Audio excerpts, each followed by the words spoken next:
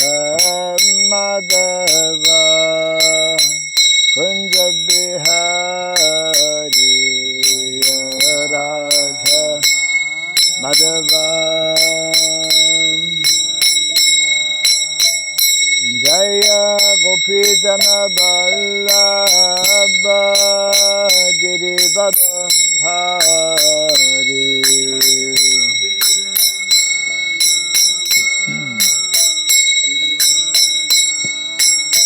Jaya Gopidana Vallabha Girivardhari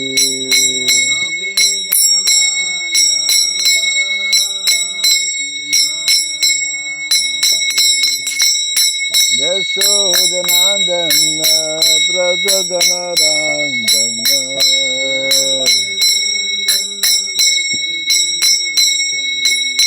Yashodanandana Brajadanarandana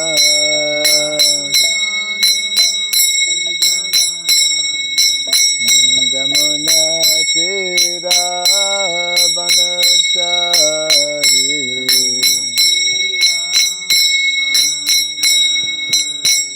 Jamuna Tira Vanachari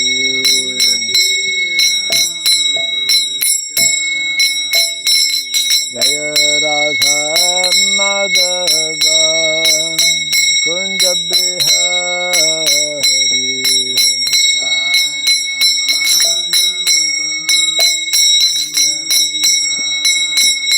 Jaya Radha Madhava Kunja Bihari Radha Madhava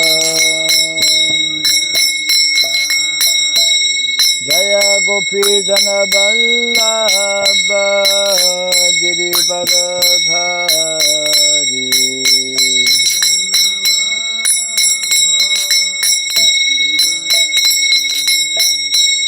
Jai Gopidana Vallabha Girivardhari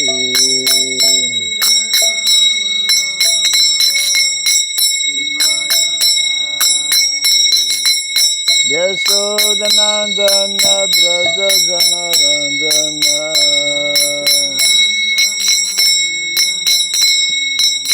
Yashodanandana Brajadanarandana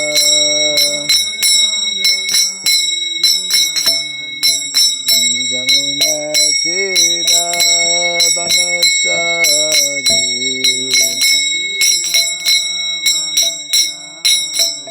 Jamuna Tira Vanachari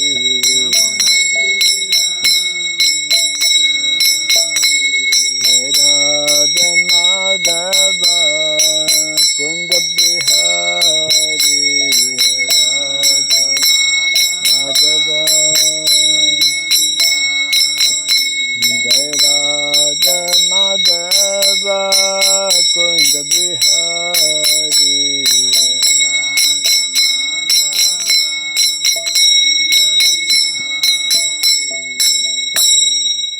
Hare Krishna, Hare Krishna, Krishna Krishna, Hare Hare, Hare Rama, Hare Rama, Rama Rama, Hare Hare.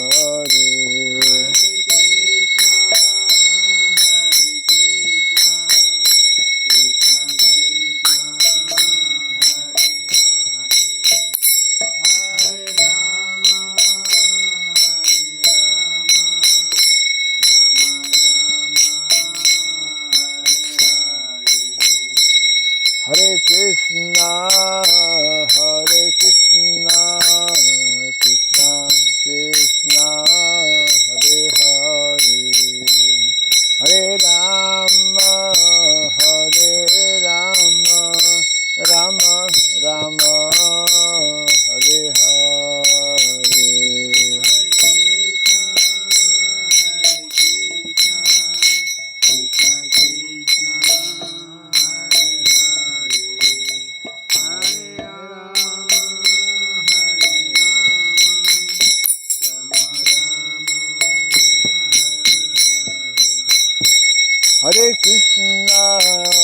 Hare Krishna, Krishna Krishna, Hare Hare, Hare Rama, Hare Rama, Rama Rama, Hare Hare.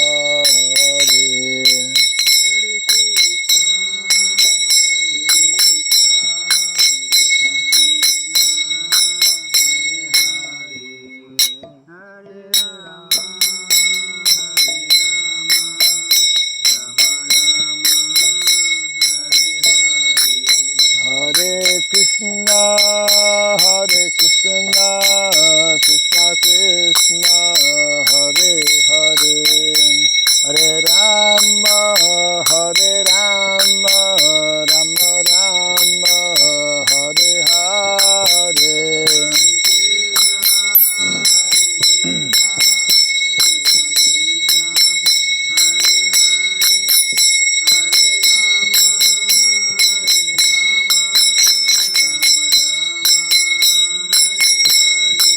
Hare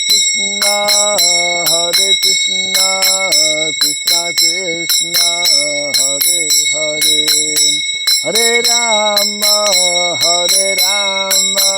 Rama Rama, Hare Hare.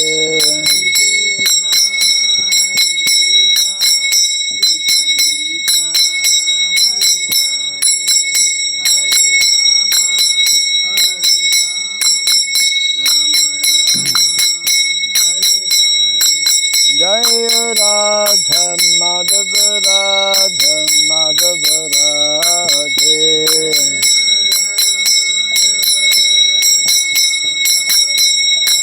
Jai Radha Madhava, Radha Madhava, Radhe.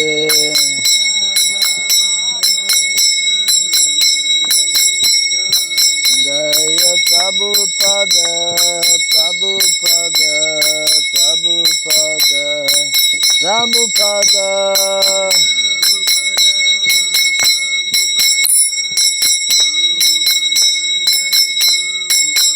Prabhupada, Prabhupada, Prabhupada, Prabhupada.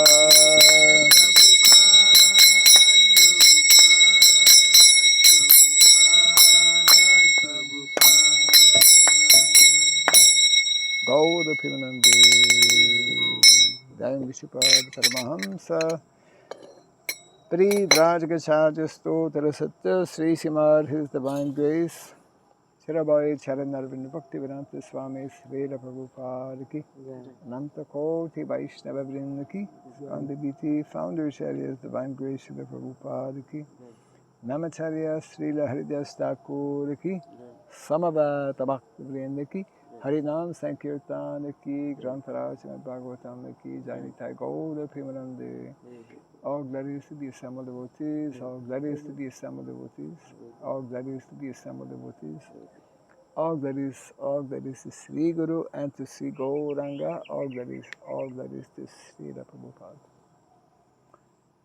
Om Agyanatimirandasya Gyananjana Salakaya Chaksuranmritam Jena Tasmai Sri Gurave Namaha Sri Chaitanya Manobhistam Stapitam Jena Bhutale Swayam Rupa Kadamahyam Dadati Swapadantikam Vandeham Sri Guru Sri Jita Parakamalam Sri Gurum Vaishnavam Sya Sri Rupam Sagrajatam Sahagana Ragunatam Vitam Tvam Sajivam Sadvaitam Savadutam Parijana Sahitam Krishna Chaitanya Devam Sri Radha Krishna Padam Sahagana Lalita Sri Visakanvitam Sya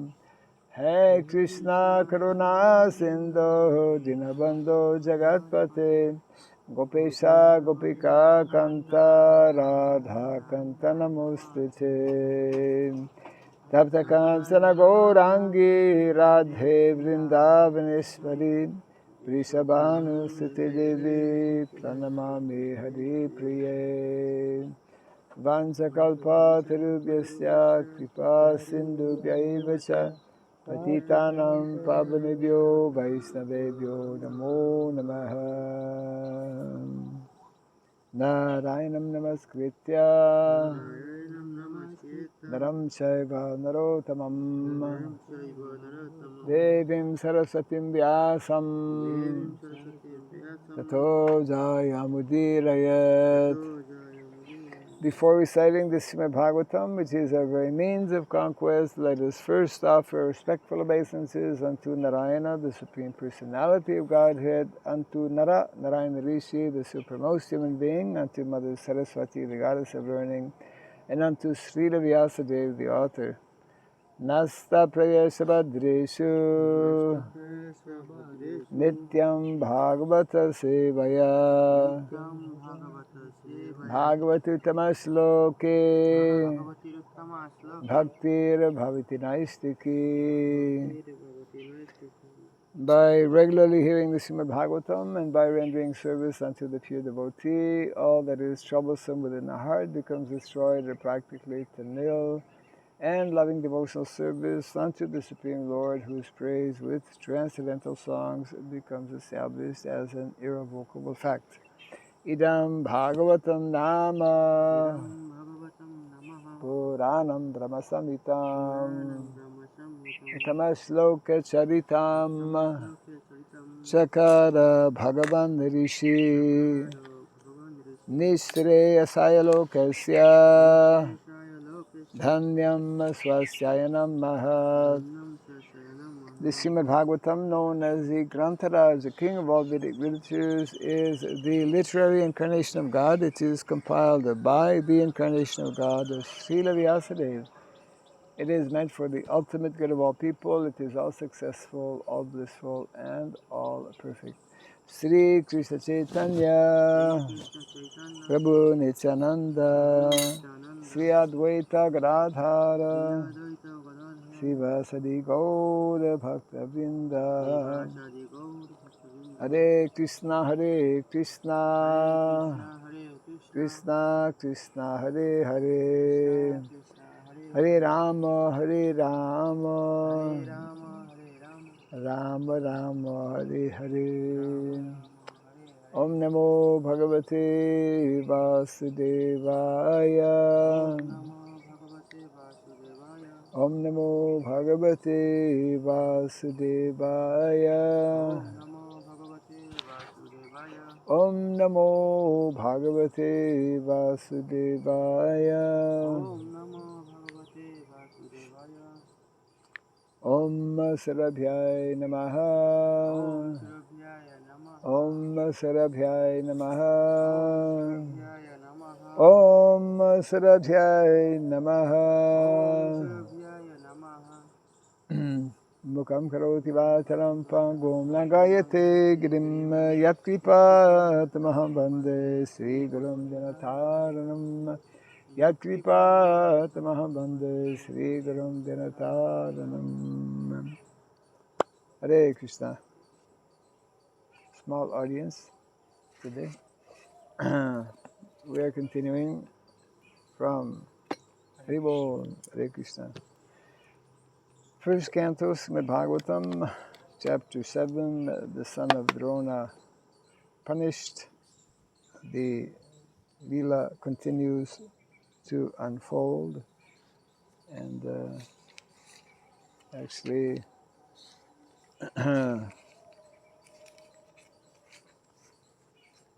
there are 58 verses. We are at 45 today. Actually, we read 44 yesterday, which was discussing about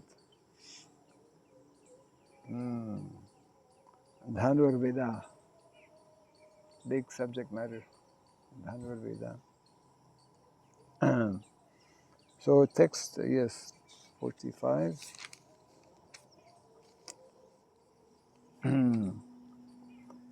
Sa Isha Bhagavan Dronah praja rupena vartate tasyatmano ardham patni aste nanvagad virasuhu kripi saesha bhagavan dronah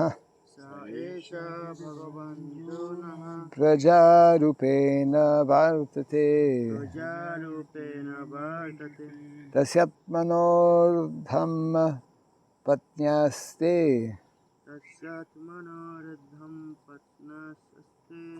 nanvagad virasukripi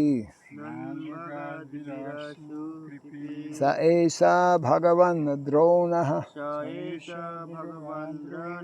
prajarupena vartate tasyat manordhamma patnyaste nanvagad virasukripi saesha bhagavan dronah prajarupena vartate tasyat manordhamma patnyaste nanvagad virasukripi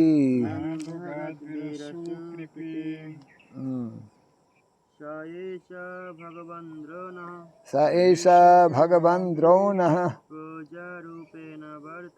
prajarupena vartate tasyat manordhamma patnyaste nanvagad virasukripi saesha bhagavan drona prajarupena vartate tasyat manordham patnyaste nanvagad virasukripi saha he eshaha certainly bhagavan Lord Dronaha Dronacharya Prajarupena in the form of his son Ashwatthama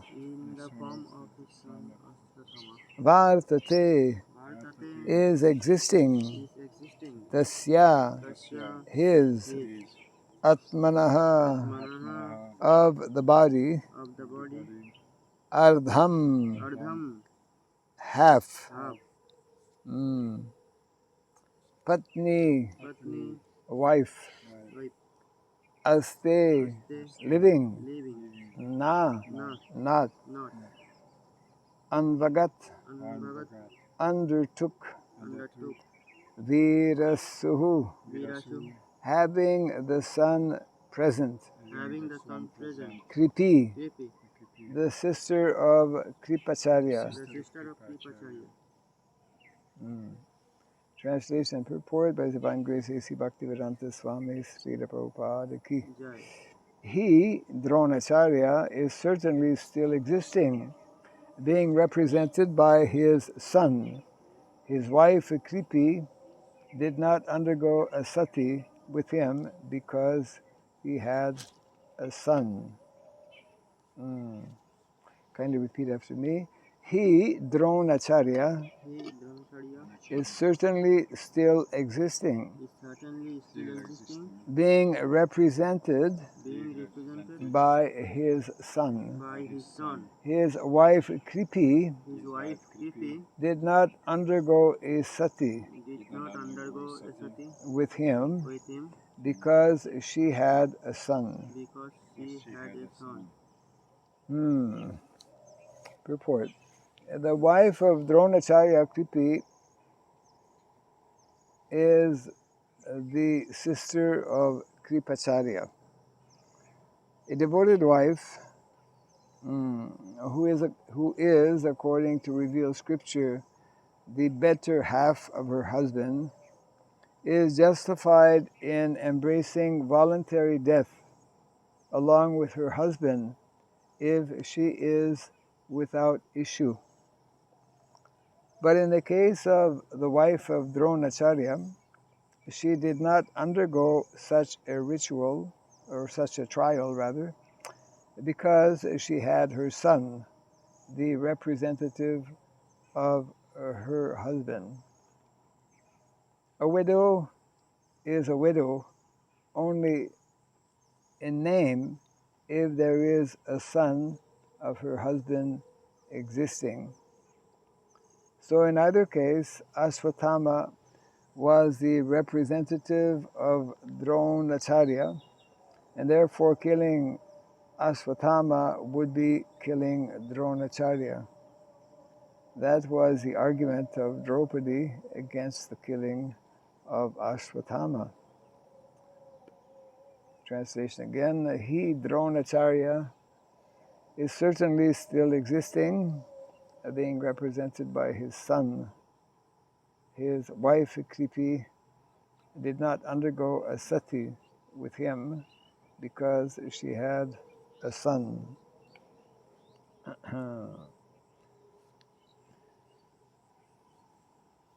So the subject matter of sati is being referred to here, which is a unknown concept in modern day world, but was very much part of the Vedic culture when Vedic culture was in place. Sati means when the husband is no longer present.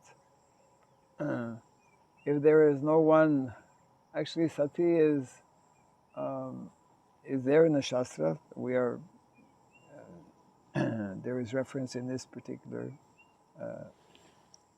verse, and Prabhupada gives some comments. Actually, some years back, there was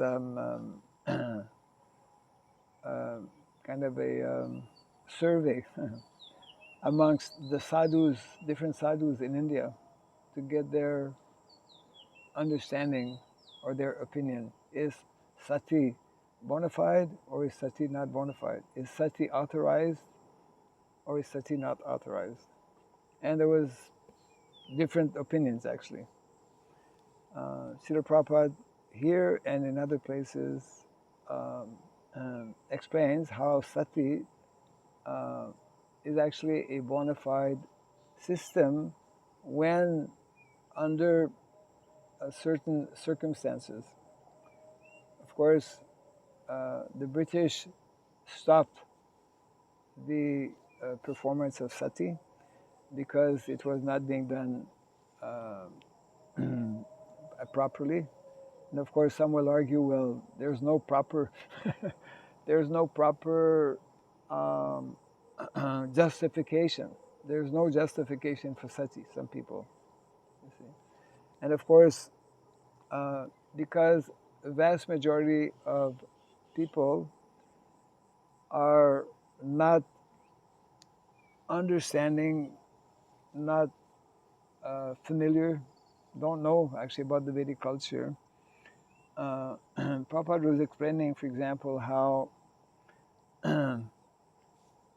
traditionally in the Vedic culture, and even now, of course, marriage, which is one of the 4 ashramas, marriage is sacred. We could say that all the ashrams are sacred. So sacred means that there's a whole psychology involved whereby a young lady is given in marriage. And if we read, for example, the descriptions, especially nicely presented by Narada Muni, who is one of the authorities, one of the 12 Mahajans, in the 7th canto of the Bhagavatam, there are 5 very important verses describing what is meant to be the mood and the mentality within the Vedic culture of the relationship between husband and wife. And the wife actually, well, number one, she is generally, that is highly recommended, she is meant to be younger than the husband. Nowadays this is not followed also. Wife is meant to be in age younger, not only 1 or 2 years, but sometimes even 5 years or even more. And the wife is actually meant to actually regard and look upon her husband, if he is qualified. This is an important element, important aspect. Qualification is essential for both the young boy and the young girl, and qualification means that training is meant to be given. It's an essential feature of the Vedic culture. Tapasya brahmacharyena samena cha damena cha. Actually, both young boy and young girl, they are meant to learn to control their mind and their senses, knowing and understanding that actually without a controlled mind and controlled senses, we cannot actually advance in Krishna consciousness and cannot be successful in attaining the goal of life. So here in India and also in Indonesia, Prabhu Kishora, he will confirm this. We have the expression Swami Stri. You're familiar with Swami Stri expression, yeah? Swami Stri is also like in Indonesia, because culture was there, Vedic culture. So Swami means actually master, and Sri means one who follows. So in the Vedic culture, the husband was regarded as the master, actually as the spiritual master as well, not only in terms of being in charge of the family, being responsible to protect the members of the family by providing for them materially, right? Providing food, providing shelter, providing clothing, etc. But also the husband is meant to provide spiritual guidance to the wife and, of course, to all the other members of the family. And traditionally in the Vedic culture, the relationship between wife and husband was similar to what is meant to be the relationship between guru and disciple. Disciple is meant to be actually fully surrendered to the spiritual master, and he cannot live actually without we could say, sanction or the blessings of the spiritual master, and his whole, we could say, raison d'être, or purpose, his whole purpose in life. Just like our whole purpose in life actually is meant ultimately to serve Krishna, to surrender to Krishna. But because we cannot seek Krishna directly, the process of guru is there as Krishna's representative to when we surrender to Guru, we are learning to surrender to Krishna. So that is there within the Grihastha ashram. So one time Prabhupada explained the following, that that understanding and that mood and mentality was so strongly ingrained, like within the Vedic culture. Number one, that the primary goal and purpose of life is actually to surrender to Krishna. And within the system of Varna and Ashrama, there are different personalities who are who are meant to be followed, like the king. The king is also practically treated as like a god. He's representing actually dharma. Brahmanas, that's why actually the Dvijas, those in the referred to as like twice born, they are highly respected. So Prabhupada gave the example that,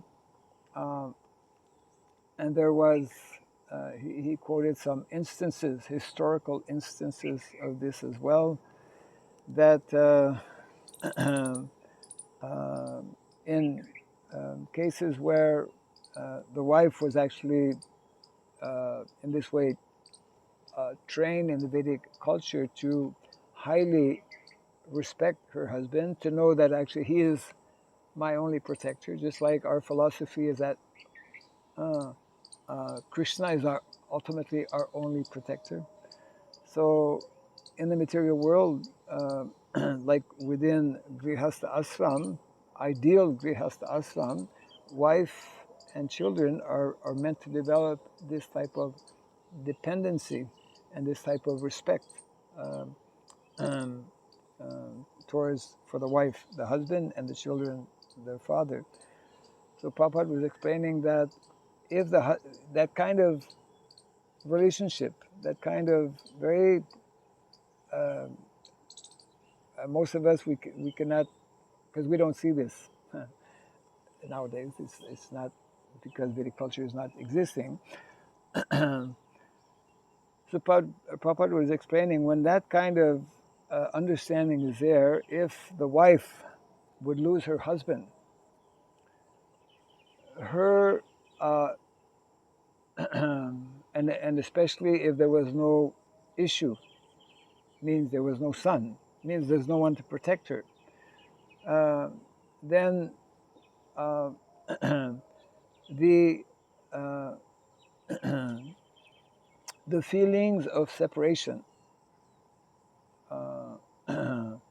would be so intense, and there are historical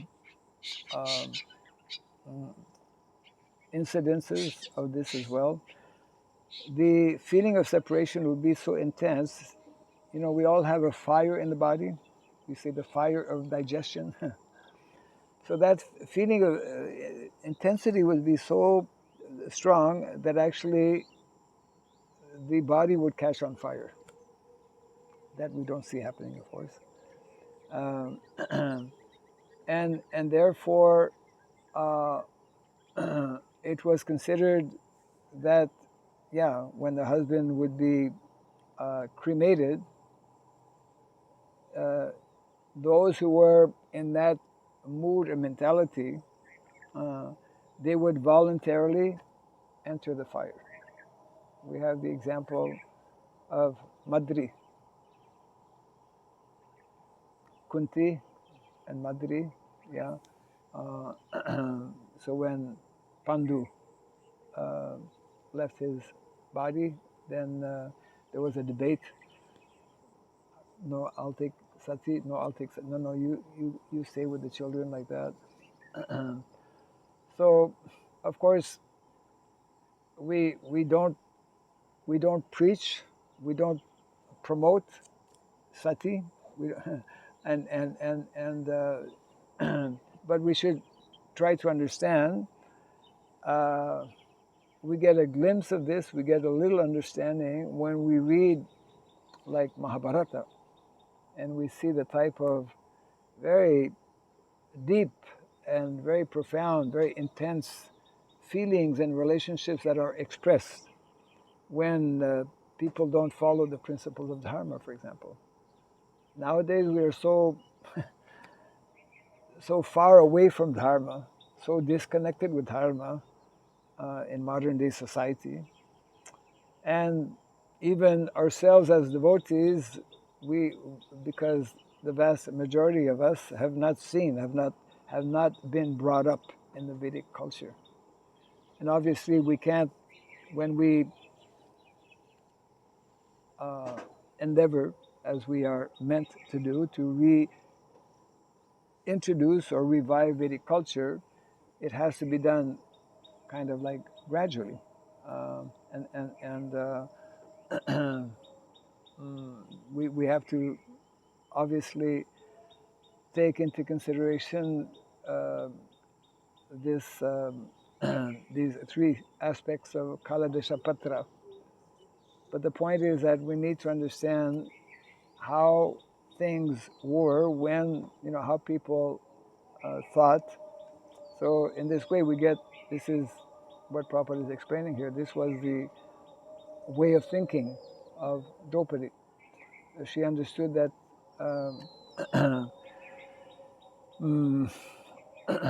although Dronacharya is no longer present, actually he is present through his son, Aswatthama, and Dronacharya's wife is still present also. If she would not have had Dronacharya, she would have committed sati, but she did not. So this, as Prabhupada explains at the end of the purport, was the, train of thought. This was the reasoning, the way Draupadi was thinking. It's a difficult subject to discuss in modern day times, the whole aspect of sati. But what is important to try and understand is that the Vedic culture is based on very, very deep and profound principles that it's natural that we cannot immediately appreciate or even understand. And unless one accepts and begins to understand at least some of the basic principles, the foremost principle, that's why so many people cannot understand, Hare Krishna people. Why do they do what they do? Why do they dress the way they dress? Why do they chant in the streets for hours and hours? Maybe nowadays less than before, but still we have Harinam, Sankirtan, because people are in a totally different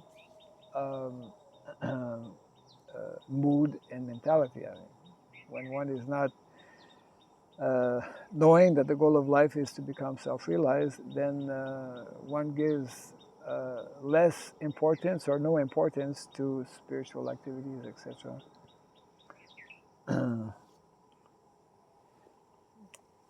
So naturally, our business, our goal is to gradually introduce this Vedic culture, and we're not about to introduce or reinstate sati, but we should, having some basic understanding of the philosophy of the culture, we should begin to understand this, why this sati existed, for example, and why Draupadi was thinking in this way.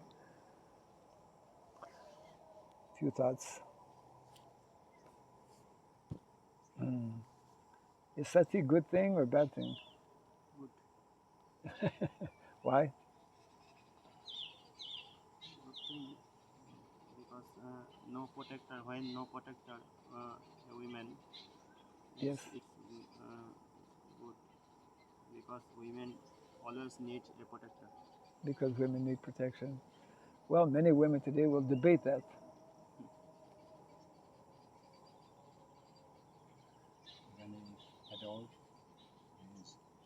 well psychically grown up woman who just bodily looks like woman but mentally child.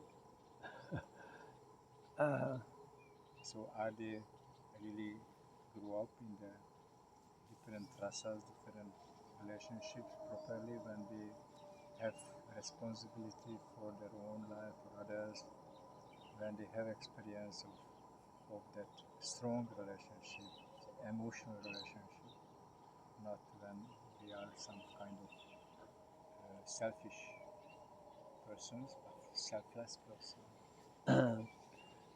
who is considering most priority to others' well-being. That's a very big question. What kind of level of consciousness someone has when they speak their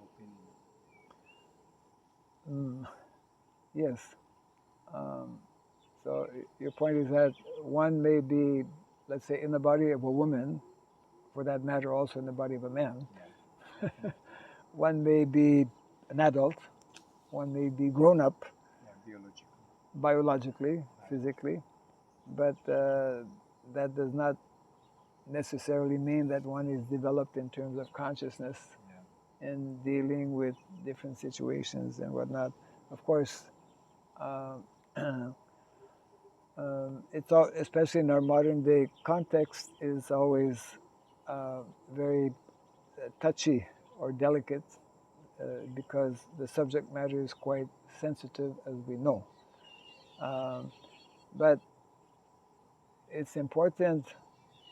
One small realization I have is that a lot of these aspects regarding position of women, position of men, for that matter, also within society, the role of men, the role of women, position of marriage, what we can do, what we cannot do in marriage, cannot be so easily understood unless we are more living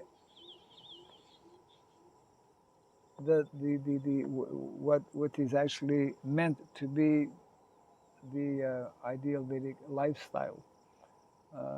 Vedic lifestyle means, especially community living, is very strong, very important.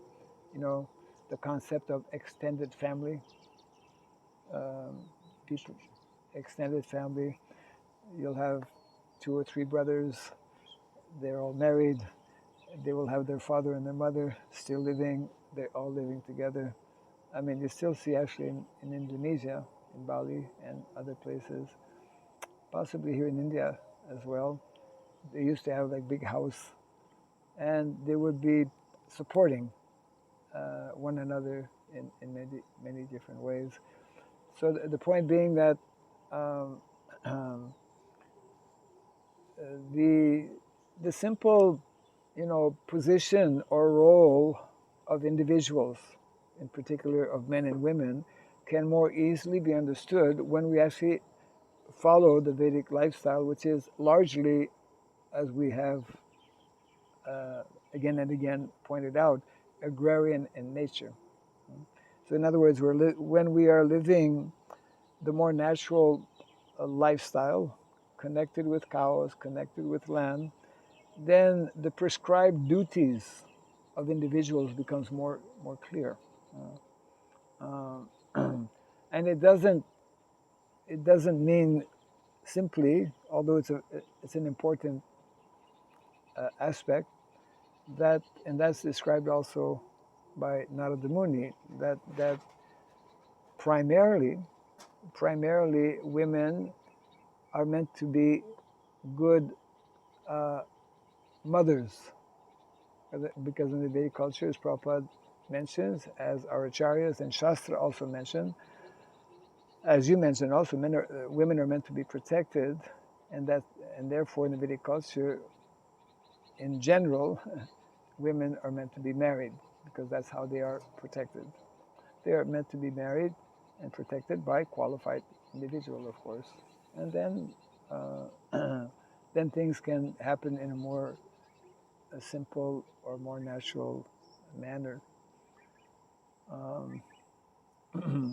So, to a large extent, because we as devotees are not living that more natural Vedic lifestyle, so therefore, it's more difficult for us to understand some of these topics. Yeah.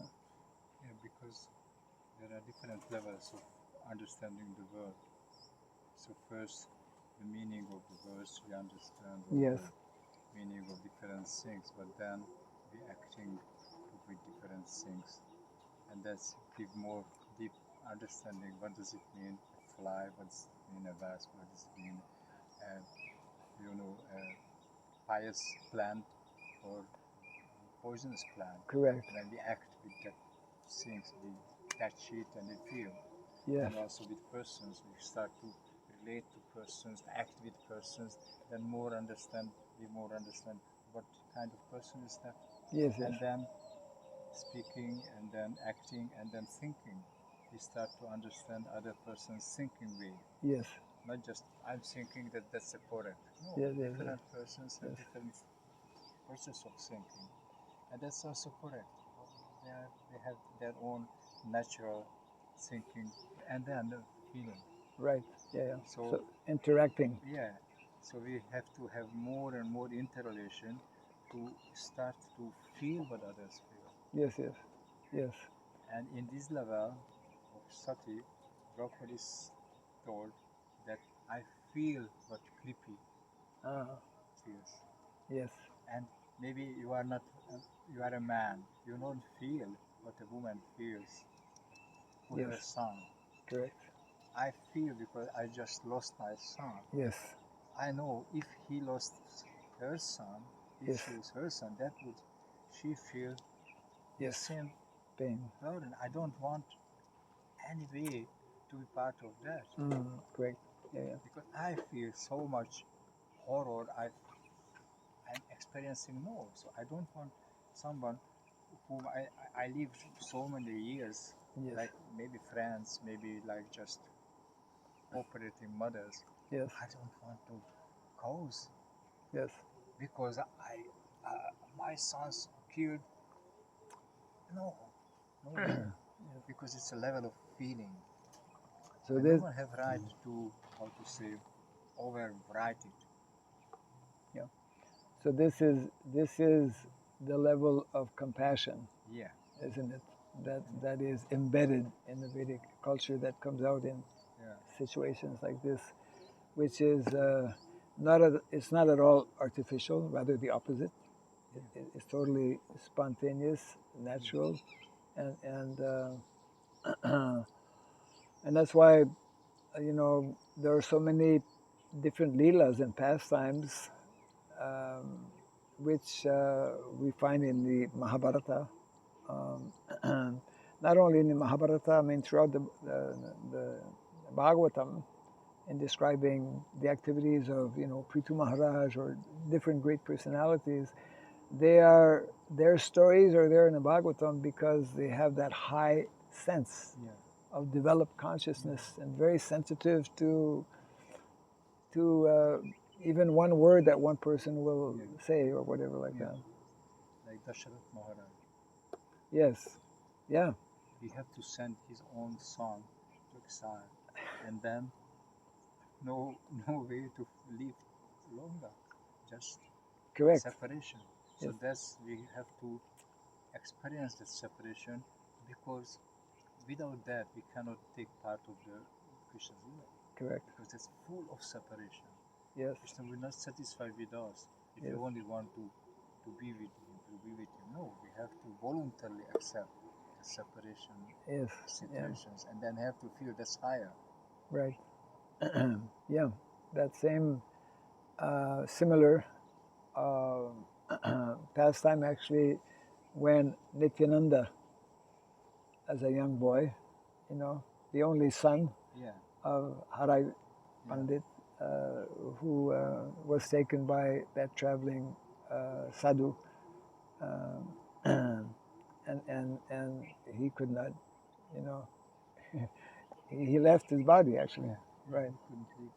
Yeah. So these are feelings and emotions that that are actually that are directly connected with the jiva, the living entity, but can only be experienced when we develop this higher level of consciousness, of Krishna That consciousness. we need to listen these topics not with the consciousness of judging persons, Right, but the consciousness of feeling what they feel. right. Accept their feelings, accept their culture Right. and consciousness, Yeah, and yeah. then let's see what happens. Right, yeah. So it means viticulture is very subtle. You know, we very high level of feelings, high level of consideration, and that's only possible when we have personalities. You know, they're all great, exalted personalities, and and uh, and these types of exchanges take place, which demonstrate, you know, and that will come out also in how Arjuna will bring the proper solution in we could say satisfying everyone. Huh? Maharaj, we discussed when the verses explain that Arjuna just captured Asvatthama. Ashwatthama, and then Krishna told him immediately kill. Right. And some part of Arjuna does not accept which part, the better part, Right. the Draupadi's part. Yes. So Arjuna is never alone. Mm. Okay, Krishna is there, but Arjuna is with Draupadi also. Yes. Yes. And in this situation, he immediately felt something is not. I Yes. have a right to say no. Correct. Because one of my parts says that would be a big mistake. Yes. Yes. Yes. And it looks like Krishna knew everything forward, and still he was accepting, okay, we will release that murderer and he will try to kill the grandson. But he was ready to protect. Mm-hmm. So seemingly this action went to the most worst horrific Correct. situation. Yes. Yes. You, we release some person and then he gets back nothing. He's just killing the other person. Right. But Krishna was ready to protect because the principle is so important. Yes. Yes. I mean, he was the last person of the dynasty, actually. Yeah. Yeah. Yeah. So he was ready to accept that, okay, I will behave like a supreme person of Godhead, which he generally doesn't do in Right. these leelas, Correct. to protect the Correct. principle, Right. to protect the people's faith in that principle, to develop their consciousness for this, you see, the emotions like the danya, Mm. the empathy, Empathy. so important. Yes. Yes. Yes. And that Yeah. we are seeing that if we are arguing with that, or society or the persons are not on that level of feeling what is my position as a devotee, the acting but is not grown up person who have full feelings, full emotions. Right. Yeah. Yeah. So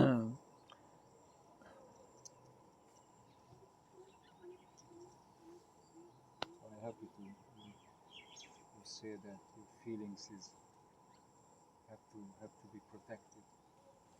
That's also nice understanding. I have to be protected. Yes. If someone doesn't think I have to be protected, he will not understand other person is not protected. Okay. I am independent. It will solve. I will become a big fighter.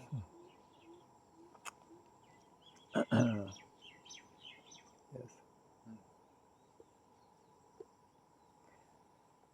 I think in Japan is culture. They say the women have to be protected, but they have this concept of this kung fu. You protect the woman, so the women also learning kung fu. Okay, right. They try to protect Themselves. Yeah.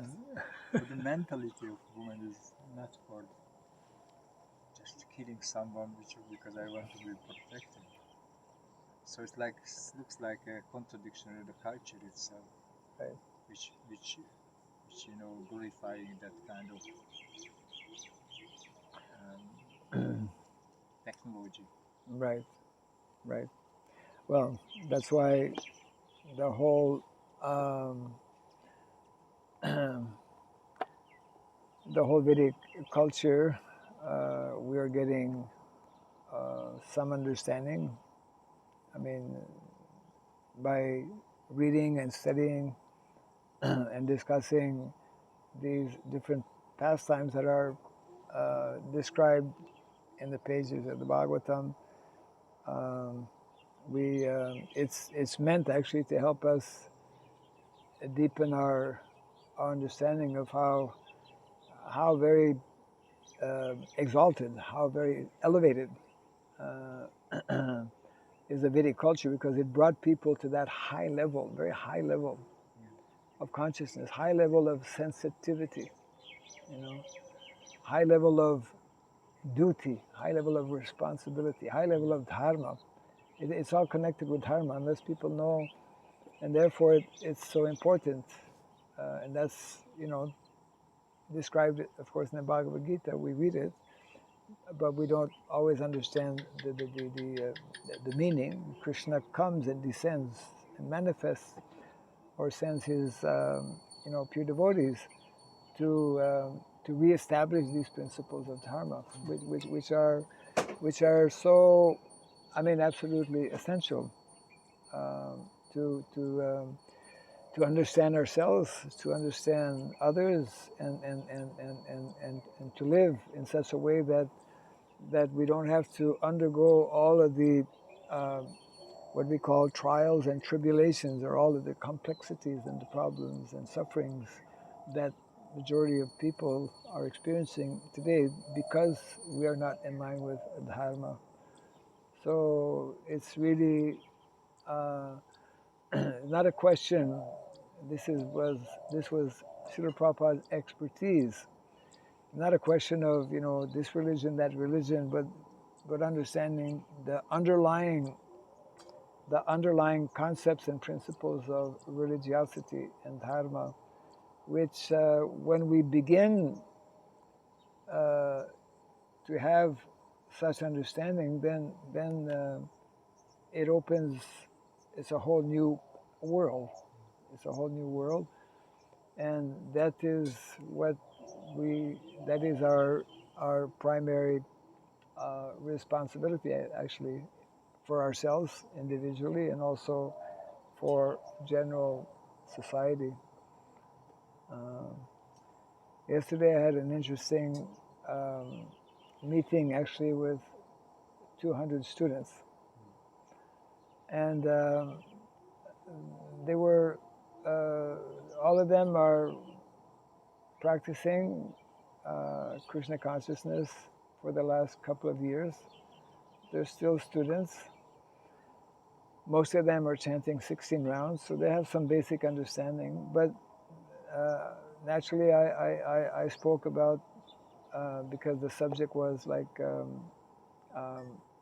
the missionary spirit, or the mission as given to us by Srila Prabhupada. And of course, the mission is vast. But I naturally spoke and touched on things relating to lifestyle, things relating to Vedic culture in terms of varnashrama specifically, and to the majority of them, it was like something new, you know, which is understandable because we generally have less discussions on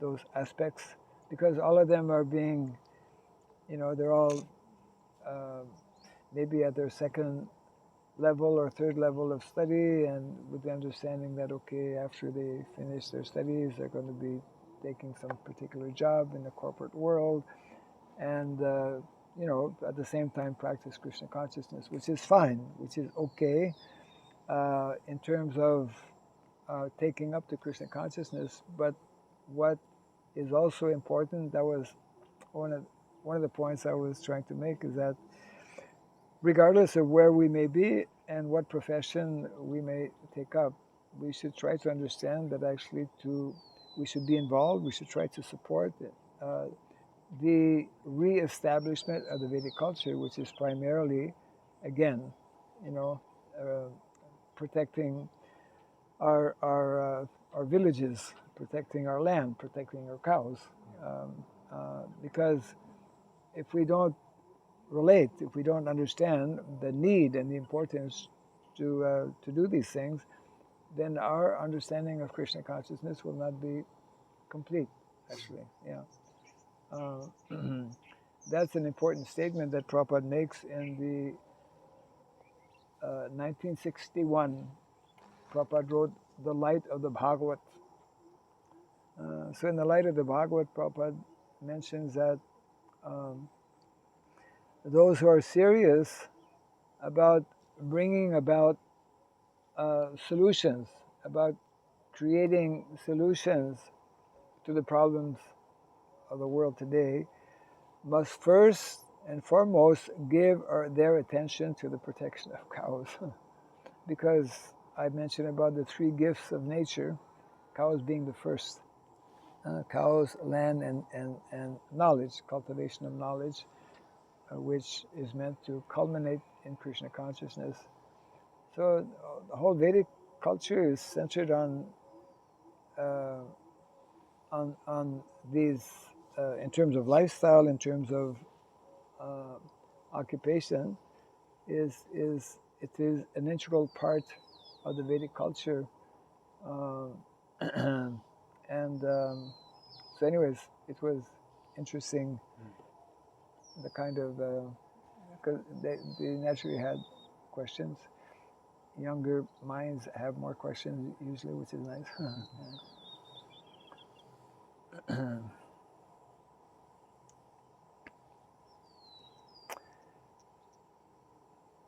Okay, very good. Thank you very much. Jai Grantaraj Srimad Bhagavatam ki. Jai Srila Prabhupada ki. So we have a semi